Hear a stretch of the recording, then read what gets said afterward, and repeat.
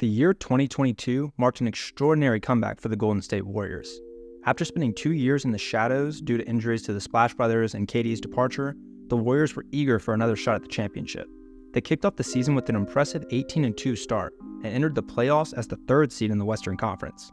As a quick recap, Steph Curry was sidelined due to injury at the end of the regular season, and Jordan Poole stepped up as the starting point guard for the playoffs.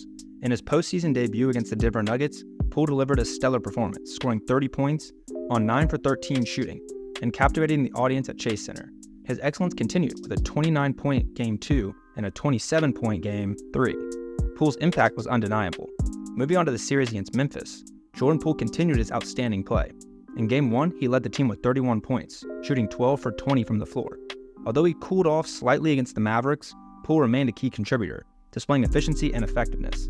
Even during the Celtics series, where the spotlight was on Steph Curry, Poole made significant contributions, hitting crucial shots. Notably, Jordan Poole led the league in free throw shooting that year, showcasing his reliability in critical moments.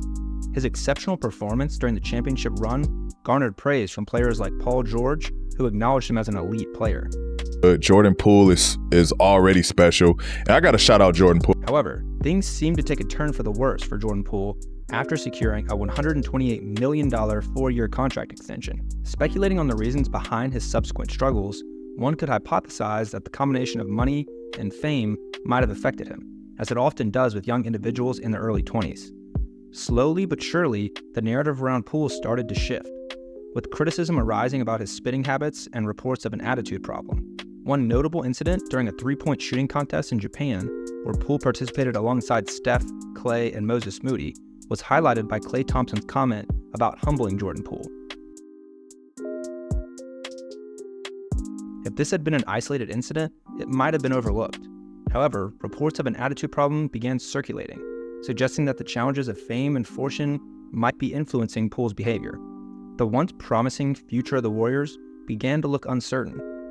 As we reflect on Jordan Poole's journey, it raises questions about the impact of success, fame, and financial gain on young athletes and how it can shape the trajectory of their careers. In the aftermath of reports suggesting discord with the Warriors, Steph Curry initially denied any issues, but Draymond Green later emphatically confirmed the tensions.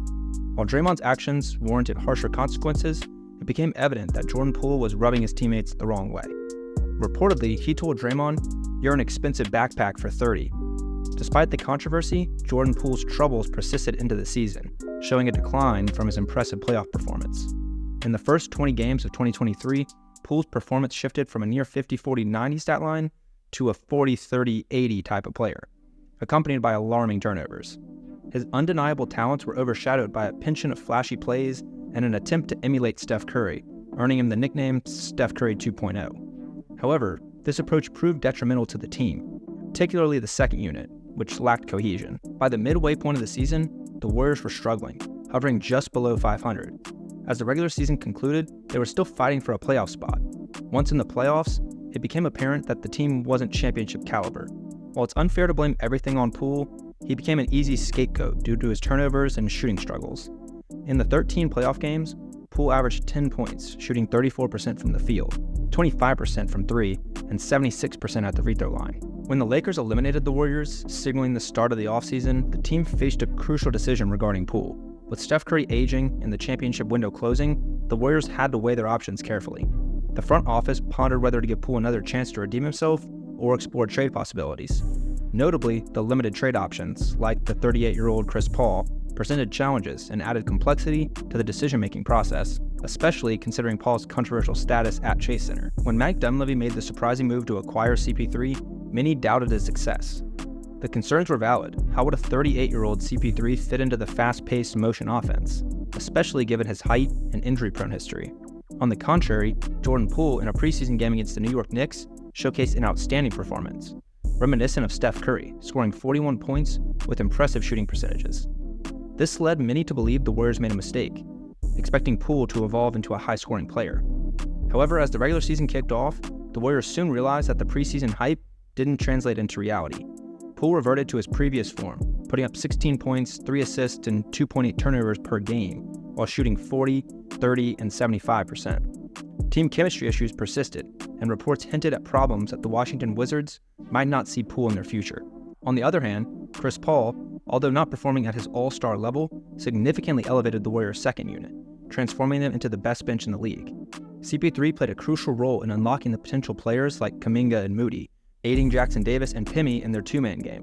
The Warriors' bench became the top scoring bench in the Western Conference thanks to CP3. In contrast, Jordan Poole became the subject of jokes and lowlight reels. Instances like missing a transition three, falling on his own sweat, and attempting Steph Curry-like plays with less success have contributed to the narrative around his struggles. While CP3 thrived in his new role, Poole faced challenges in meeting the expectations set during the preseason. Right now, NBA legends no longer have faith in Jordan Poole, viewing him as unfit to lead a team. He's consistently validated the Warriors' decision to trade him away, and truthfully, that trade has proven to be incredibly beneficial.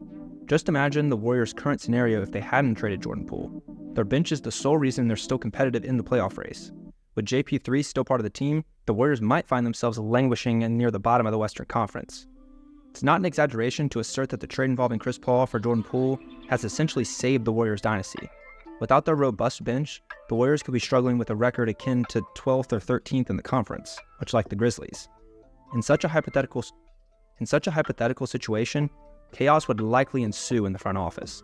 Firings, trade talks involving everyone except Curry, resembling the predicament the Chicago Bulls currently face.